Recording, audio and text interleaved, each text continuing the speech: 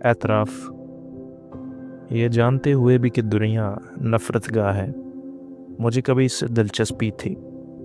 मुझे मालूम था कि ये मदफ़न अरमान है और चंद रोज़ा ख्वाब व ख़याल, लेकिन फिर भी मुझे इससे लगाव था और क़ल्बी ताल्लुक़। ये देख कर कि यहाँ ख़ुद परवर इंसान बसते हैं जिसकी कायनात मुश्तमिल बर झनकार ज़र है, मुझे रंज होता था और उसकी नफ्स परवरी पर तासुफ़ पर हैरत कि फिर भी मैं इसकी इस हद तक शिदाई थी।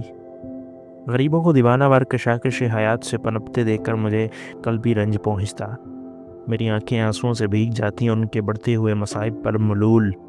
लेकिन दुनिया के लिए फिर भी मैं एक प्यास सा महसूस करती। पर अब वो काबिल नफ़रत और अज़ियत देख कशिश ख़त्म हो चुकी है और माँ अपनी दिल फरेबियों के दर्जा सिफ़र से ज़्यादा हैसियत नहीं रखती। रूह इस मरक्का जबर इस्तबदाद से निकल कर फ़िज़ाओं में मुंतशिर होने को इस तरह बेकरार है जैसे पुरसकूत साज़ के सीने में कोई नगमा मुत्तातिम हो। यहाँ की अमरोज़ अब मेरे लिए रोज़े महशर से कम नहीं और फ़रदा का तसव्वुर ही कपकपाहट तारी कर देता है। मौत का फ़रिश्ता धीरे धीरे कदम आगे बढ़ा रहा है। काश वो यानी मौत अपनी पनाह में ले सके और इस तरह गायब अज़ दहर कर दे जैसे आसमान से कोई तारा टूटे और फ़िज़ाओं में घुल कर रह जाए।